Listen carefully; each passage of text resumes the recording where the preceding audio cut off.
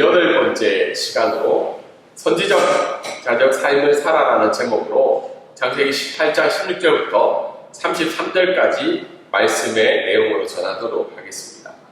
지난주에 여러 가지 뉴스들이 많았는데, 물론 대통령과 관련된 구속과 관련된 뉴스들이 굉장히 뜨거웠지만, 그 중에 제가 뉴스를 읽다가 굉장히 감동적인 부분이 있었습니다. 그게 뭐냐면, 하나의 사건이었는데요. 어떤 60대 어머니가 이제 아들 수술비 2,600만 원이 든 그 돈을 쓰레기인 줄 알고 이렇게 버리게 되는 일들이 있었죠.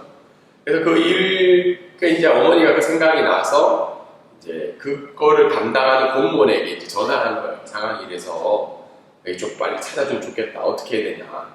근데 이제 공무원이 사실은 이제 쓰레기가 진압하고 쓰레기 수거가 되고 이제 쓰레기 매립장으로 가면서 쓰레기가 이제 처리가 되는 과정 중에 있었는데, 이 공무원이 이제 아들 수술비 2,600만 원이라는 이야기를 듣고 난 다음에 어떻게 해요? 굉장히 마음이 불편했던 거죠. 그래서 그 사실을 거기에 이제 일을 처리하시는 분에게 전달을 하고, 또 쓰레기 매립을 이제 일시적으로 좀 중단한 상태에서 미화원들에게 이야기를 전달했다고 합니다. 전달하고 난 다음에 이제 회수를 했는데 1,828만 원 정도가 이제 회수를 한 거죠. 그래도 굉장히 많이 회수를 한 건데, 무려 7, 8명이 이제 이 돈을 회수하기 위해서 8시간 동안 작업을 했다고 합니다. 온 쓰레기를 다 뒤져야 되는 거죠. 뒤지면서 수백 톤 되는 데는 그 쓰레기를 일일이 뒤지면서 아들 수술비 2,600만 원이 든 그 봉투를 찾기 위해서 일들을 했다고 합니다. 그래서 결국은 이제 1,800여만 원 정도 되는 돈만 찾게 되었는데, 그래서 이 60대 여성이 어떻게 해요? 감사의 마음으로 성의를 표시하고 싶었는데, 이 사람들이 이제 들어온 말이 이제 다 못 찾아준 것을 오히려 더 미안했다라는 이제 훈훈한 이야기로 마무리가 되었습니다. 물론 이제 미화원들이 어떻게 해요? 정말 따뜻한 마음으로 그 일들을 수고해 준 것도 중요한 포인트지만, 제가 또 이 오늘 설교와 생각해 볼 때 또 중요한 부분이 뭐냐면, 그 이야기를 들은 그 공무원이 어떻게 해요? 그 사실을 즉각적으로 담당자에게 전달을 하고, 또 그 일들을 어떻게 해결할까를 지시했다는 일들이, 도움을 요청했다는 일도 좀 중요하지 않을까, 그런 생각을 한번 해보게 됩니다. 오늘 말씀도 하나님 기뻐하시는 삶 중에 하나가 바로 선지자적인 삶인데요. 다르게 얘기해서 선지자적인 삶이라는 것은 어떻게 해요? 하나님의 말씀을 듣고 그 말씀을 전달하는 삶이 바로 선지자적인 삶이라고 이야기하고 있습니다. 거기에 제가 창세기 18장 14절인데 잘못 적었어요. 창세기 18장 17절입니다. 17절에 이렇게 이야기하고 있죠. 여호와께서 이르시되 내가 하려는 것을 아브라함에게 숨기겠느냐. 다르게 얘기해서 하나님께서 하시고자 하는 뜻과 계획을 어떻게 해요? 아브라함에게 숨기지 않겠다는 거죠. 그리고 숨기지 않고 그것을 전달했을 때 아브라함이 그 내용을 어떻게 해요? 다시 사람들에게, 또 일어난 일들을 겪는 사람들에게 전달하는 일이 무슨 삶이라는 거예요? 선지자적인 삶이라고 이야기를 할 수 있습니다. 오늘 본문은 아브라함이 그동안 여러 역할을 감당해왔지만 특별히 선지자로서 삶을 보여주고 있는 이 아브라함의 모습을 통해서 우리가 어떻게 선지자적인 삶을 살아갈 수 있는지를 말씀해 주시는 내용이 오늘 본문의 말씀이라고 생각을 합니다. 첫 번째 오늘 말씀을 한번 읽어볼까요? 자, 시작! 선지자적 삶은 하나님의 뜻과 계획을 듣고 전하는 삶입니다. 오늘 16절부터 21절 말씀을 먼저 보면요, 사람들이 거기서 일어나서 소돔으로 향하고, 다르게 이야기해서 손님과 나그네로 찾아왔던 그 하나님으로 현존했던 사람들과 어떻게 해요? 천사들이 이제 아브라함과 이야기를 다 끝내고, 지난주 어떤 일이 있었죠? 사라의 이름을 사라로 바꾸시고, 그리고 사라를 통해서 내년에 태어날 그 이삭과 언약을 맺으시겠다는 그 내용을 전달한 다음에 어떻게 해요? 그리고 난 다음에 그 사람들이 거기서 이제 일어나서 소돔으로 향하고 있는 장면이 나타나고 있습니다. 그래서 아브라함이 이제 떠나는 사람들 어떻게 해요? 배웅을 해주고 있죠. 배웅을 해주면서 나아갔을 때 하나님이 다시 이야기해 주시는 거예요. 하나님이 사실은 아브라함에게 찾아왔던 이유가 두 가지였어요. 하나는 이삭을 태어날 거다.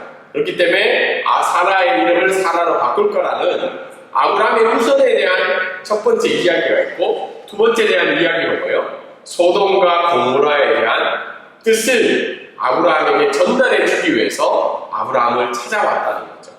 두 번째 목적에 따라서 17절에 보면 이렇게 얘기했죠. 내가 하려는 것을 아브라함에게 숨기겠느냐. 다르게 이야기해서 아브라함에게 하나님의 뜻과 계획을 알려주고 있죠. 그러면서 아브라함이 선지자적인 역할을 감당하는 부분이 나타나고 있습니다. 그래서 18절과 19절에는 또 어떻게 나와 있나요? 다시 한 번 더 아브라함을 하란 땅에서 부르신 하나님의 목적을 다시 한 번 더 설명을 하고 있죠. 내가 너를 부른 건 내가 잘 먹고 잘 살기 위해서 내가 너를 부른 게 아니라 이러한 목적과 뜻에 따라서 내가 너를 불렀다는 거죠. 여러 가지 아브라함을 부르신 목적 중에 하나가 하나님은 아브라함을 통해서 다른 사람들이 복을 받게 하는 거죠. 그리고 두 번째는 19절에 나와 있죠. 그 자식과 건석에게 명하여 여호와의 도를 지켜 의와 공도를 행하게 하는 거예요. 다르게 이야기해서 하나님이 아브라함을 어때요? 거룩한 하나님의 백성으로 삼아주시기 위해서 불렀다는 거죠. 그리고 난 다음에 20절에 어떤 내용이 있어요? 또 이르시되 소돔과 고모라에 대한 부르짖음이 크고 그 죄악이 심히 무거우니. 그러니까 소돔과 고모라가 어떻게 하나님 앞에서 죄가 엄청 심했다는 거죠. 그래서 그 일을 알아보려고 하나님이 사람의 모습을 현현하셔서 아브라함에게 찾아왔다는 내용이 오늘 본문의 내용입니다. 오늘 이 말씀을 통해서 우리가 알 수 있는 것은, 먼저는 선지자적 삶은 하나님의 뜻을 아는 삶이라는 거예요. 16절과 17절에 보면 이렇게 있죠. 그 사람들이 거기서 일어나 소돔으로 향하고, 그리고 어떻게 해요? 여호와께서 이르시되 내가 하려는 것을 아브라함에게 숨기겠느냐. 다르게 얘기해서 아브라함에게 하나님의 뜻을 어떻게 해요? 전달해 주고자 하는 뜻인 거죠. 그래서 거기 17절부터 21절에 중요한 내용들이 있는데, 내가 하려는 것. 이때 내가 누구예요? 하나님이죠. 하나님이 하려는 것. 되고 될 것이 아니냐. 그러니까 하나님이 하시는 일들을 어떻게 해요? 되게끔 하겠다는 거죠. 그리고 행하게 하려고 이루려 함이니라.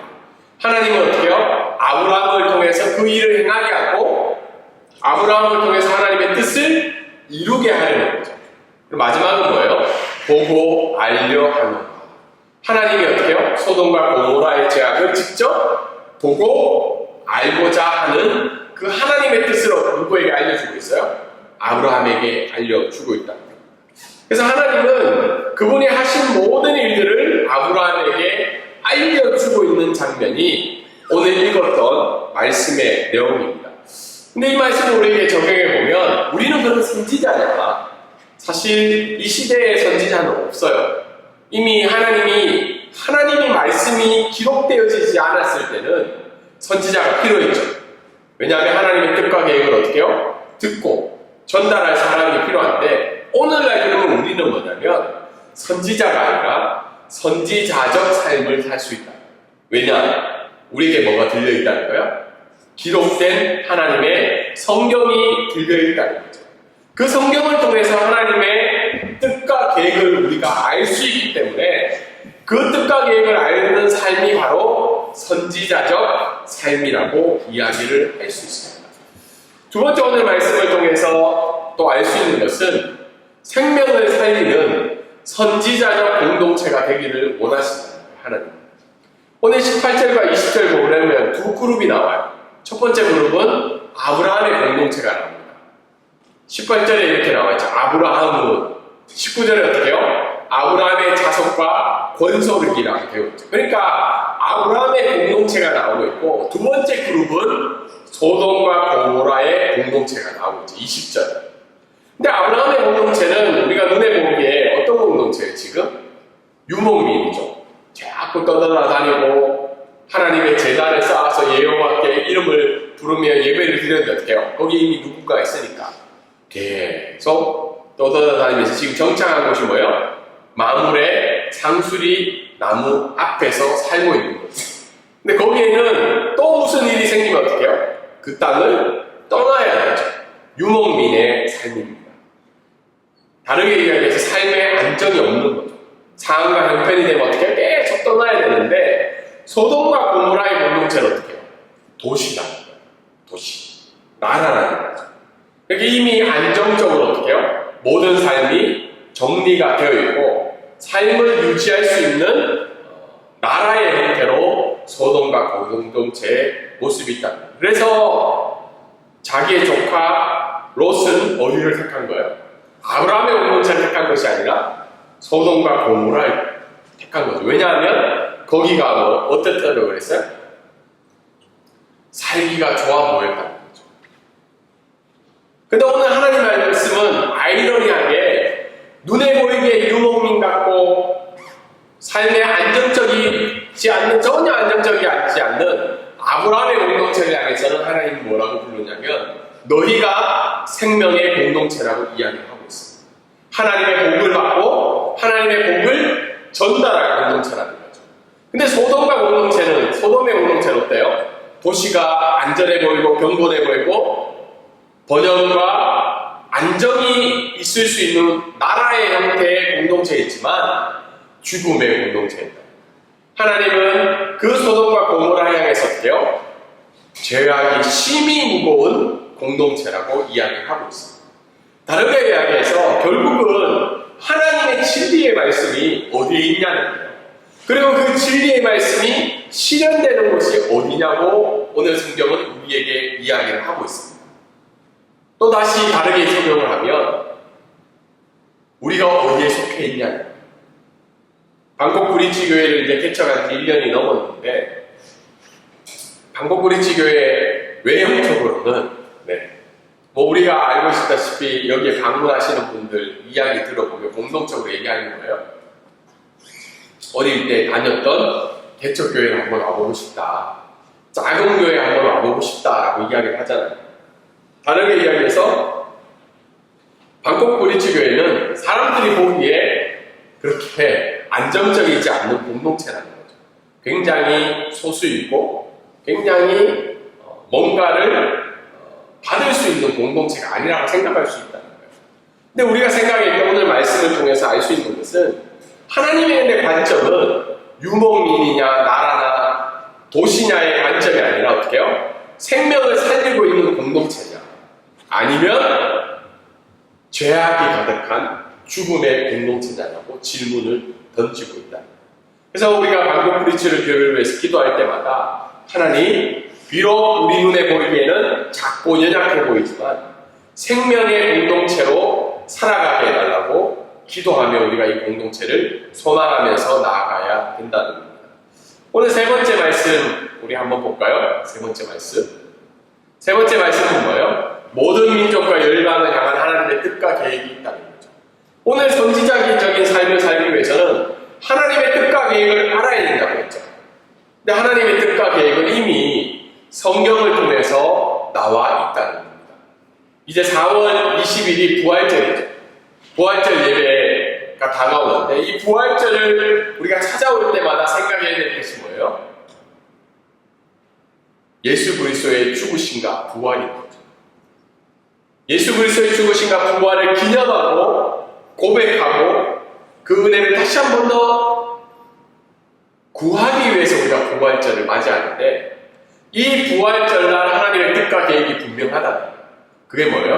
하나님의 복음을 믿지 않고 구원이 임하지 않는 자는 뭐예요? 심판과 지옥이 있다는 거죠. 그리고 그 구원이 임한 자에게는 어떻게 해요? 영원한 천국의 소망이 있다는 게 우리에게 보여주신 분명한 하나님의 뜻과 계획이라는 거예요. 그래서 우리가 부활절을 맞이할 때마다 우리를 구원해 주신 그 하나님의 은혜를 고백해야 되는 것도 있지만 다른 한편으로 어떻게 해요? 그 구원이 임하지 않는 자들에게는 그 사실을 믿고 고백하지 않는 자들에게는 뭐가 있다는 거예요? 심판과 지옥입니다. 이게 우리에게 주신 분명한 하나님의 뜻이다. 두 번째 우리 말씀 한번 읽어볼까요? 자, 시작. 선지자적 삶은 하나님께 모든 민족과 열방을 위해 강구하는 삶입니다. 오늘 22절부터 33절까지 말씀해 보면 좀 반복적인 내용이 나오잖아요. 사실은 아브라함이 왜 그렇게까지 했을까? 22절과 23절에 보면 하나님의 기준을 인정하는 아브라함의 내용이 나오고 있어요. 그러니까 의인과 악인이 하나님이 정해놓으셨다. 하나님의 기준에 따라. 그래서 아브라함이 얘기하는 게 뭐예요? 하나님, 그 땅에 의인이 있으면 어떡합니까? 그 의인으로 말미암아 그 땅을 어떻게 해요? 살려달라는 말을 이야기하고 있죠. 그래서 근데 아브라함은 하나님의 기준을 어떻게 해요? 받아들이고 있는 거죠. 의인과 악인은 자기 눈이 아니라 하나님의 눈에 보시기 위한 기준이라는 거죠. 그러면서 24절과 32절에 어떻게 해요? 6번 정도 호소를 하고 있습니다. 하나님 50명이면 45명이면 40명이면 30명이면 20명이면 10명이면 6번 동안 하나님의 그 은혜와 자비를 구하고 있죠. 그리고 그 이야기를 10명이 마치고 난 다음에 어떻게 해요? 대화를 마친 다음에 이제 아브라함과 그 사람들이 각자의 갈 길로 돌아가는 내용이 오늘 22절과 33절에 대한 말씀입니다. 첫 번째 오늘 이 두 번째 말씀을 통해서 알 수 있는 것은 하나님의 악에 대한 기준이라는 거예요.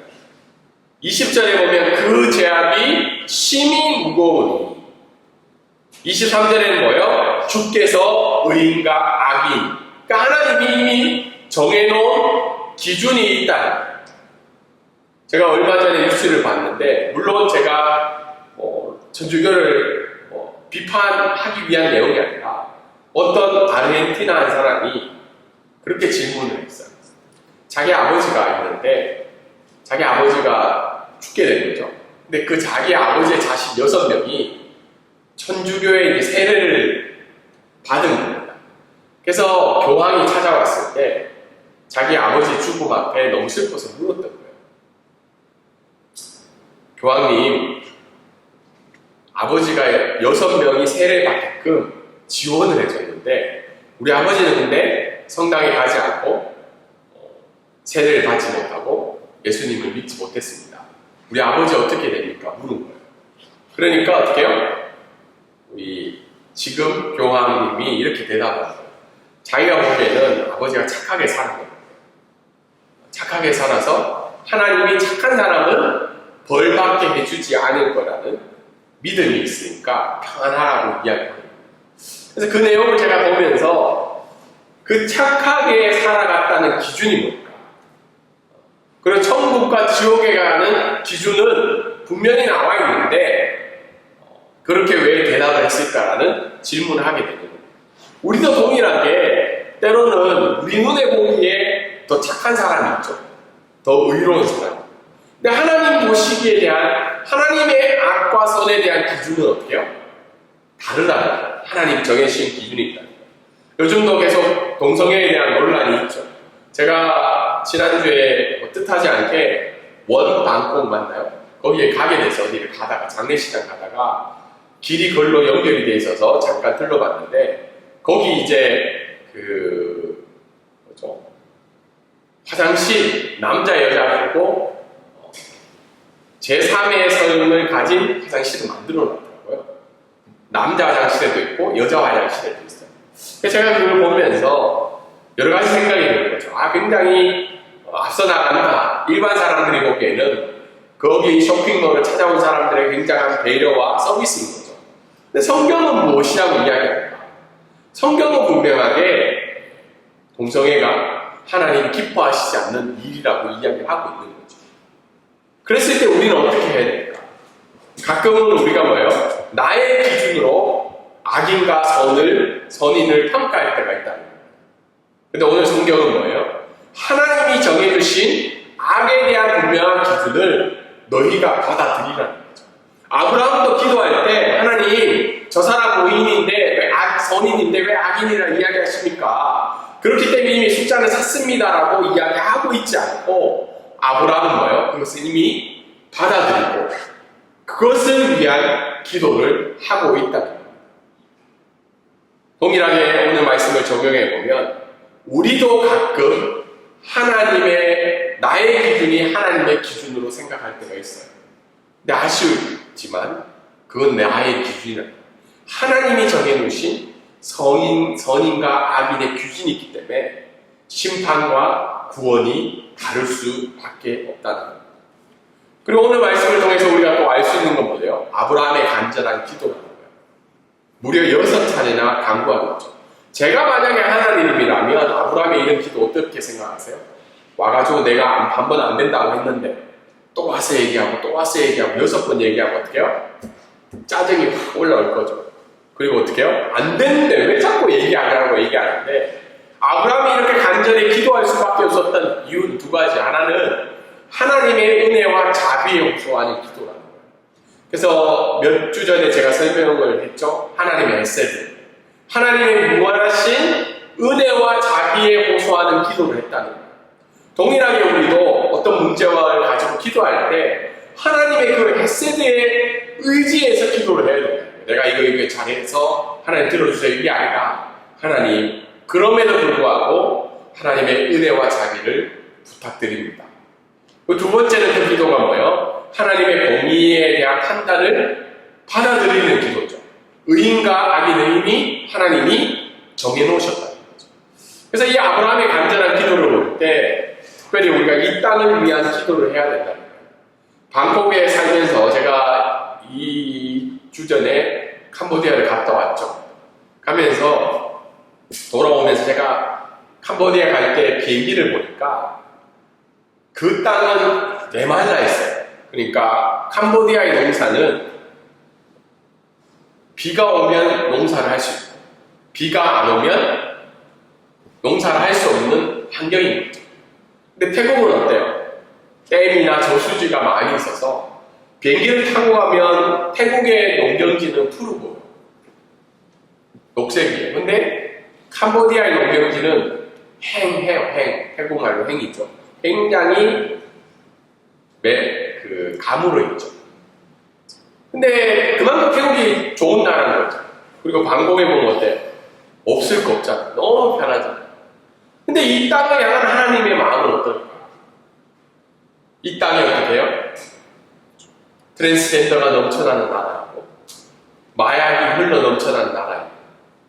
그리고 요즘 뉴스에 자주 나오는 어떻게 해요? 인신매매를 통해서 엄청난 재앙이 가득한 이 땅이에요. 그랬을 때 우리가 만약에 선지자적인 삶을 살아간다면 동일하게 이 방콕을 위해서 기도할 때 어떻게 해요? 하나님이 이 땅에 죄악을 용서하여 주시고 이 땅에 하나님의 긍휼과 자비를 베풀어 달라는 기도를 해야 된다. 또한 우리 주변에 있는 사람들은 어떻게 겉보기는 잘 살아 보이고 행복해 보인다 할지라도 그 하나님의 기준에 의해서 그 사람이 악인이라면 하나님의 심판을 받아야 되는 사람이라면 우리는 그들을 위해 어떻게 해요? 아브라함처럼 기도해야 된다. 마지막으로 오늘 말씀을 정리해보면 소수인 의인에게 은혜를 베푸시는 하나님입니다. 아브라함의 마지막 6번째 강구가 어떤 내용인가요? 신명이라 할지라도 신명으로 말미암아 멸하지 아니하리라고 이야기하는 거죠. 도시의 대다수는 어떻게 해요? 악인인데 신명이 어떻게 해요? 성인, 의인을 통해서 하나님이 심판을 하시지 않겠다고 이야기하는 거죠. 다르게 이야기하면 하나님의 심판을 하고 중지의 결정은 누구에게 있다는 거예요? 악인의 숫자에 있는 것이 아니라 그 도시에 있는 의인의 소수인 의인의 숫자에 있다는 거예요. 다르게 이야기해서 소수인 의인에게 베푸시는 하나님의 은혜로 말미암아 그 땅의 심판을 내리지 않겠다는 거예요. 하나님의 결정은 소수의 의인에 의해서 결정이 된다는 거예요. 동일하게 하나님의 기준에 봤을 때 이 방콕 땅을 하나님이 지금도 당장 심판할 수 있지만 왜 심판하지 않느냐면 누구 때문에요? 이 땅에 있는 의인과 선인들 때문에 하나님의 기준에 합한 사람들 때문에 이 방콕 땅에 여전히 은혜를 베푸시고 있다는 거예요. 그렇기 때문에 우리가 이 말씀을 통해서 우리가 생각해야 돼요. 방콕 브리처 교회가 무엇이 되어야 된다는 거예요? 선지자적 공동체뿐만 아니라 하나님의 기준에 합당한 의인의 공동체가 되어야 됩니다. 그 방콕 브리츠교의 의인의 공동체 때문에 이 땅이 어떻게 해요? 심판을 당하지 않고 심판이 미뤄지고 있다는 것을 오늘 성경은 이야기를 하고 있습니다. 그래서 우리가 생각할 때 우리의 교회와 우리의 삶이 굉장히 소수이고 연약해 보인다 할지라도 하나님은 여전히 오늘 우리의 삶을 감찰하시고 내가 만약 하나님이 생각하시는 하나님이 판단하시는 의인이라면 하나님은 나를 통해서 이 땅을 여전히 긍휼히 여기고 계신다. 말씀을 정리하도록 하겠습니다. 하나님의 말씀을 통해 하나님의 뜻과 계획을 알아 전하는 선지자적인 삶이 되기를 주님의 이름으로 소망합니다. 다르게 이야기해서 하나님이 정하신 악의 선의 기준은 이미 성경을 통해서 나와 있다는 거예요. 근데 우리가 어떻게 해요? 나의 인간적인 마음으로 나의 인간적인 기준으로 그것을 거부할 때가 있어요. 근데 착함의 기준은 누구에게 있다는 거예요? 하나님께 있다. 부활절이 다가올 때마다 나를 구원해 주신 십자가의 은혜와 부활의 소망을 고백하는 것도 중요하지만 그 하나님이 정해주신 기준으로 말미암아 멸망받아 심판받는 사람도 있다는 것을 잊지 않으셨으면 좋겠습니다. 두 번째는 그렇기 때문에 우리가 방콕에서 살아가는 수많은 사람들을 바라보며 하나님의 긍휼로 그들을 위해 어때요? 아브라함처럼 강구해야 돼요. 한 번이 아니라 두 번이 아니라 수십 번일지라도 하나님의 햇새들을 그들에게 베풀어 주십시오. 동일하게 더욱더 나아가서 어떻게 해요? 우리가 만약 하나님이 인정하시는 소수의 의인이라면 그 소수의 의인의 영향력을 이 방콕 땅 가운데 또 이 나라 가운데 보여줄 수 있는 귀한 선한 영향을 행사할 수 있는 저와 여러분이 되기를 주님의 이름으로 소망합니다.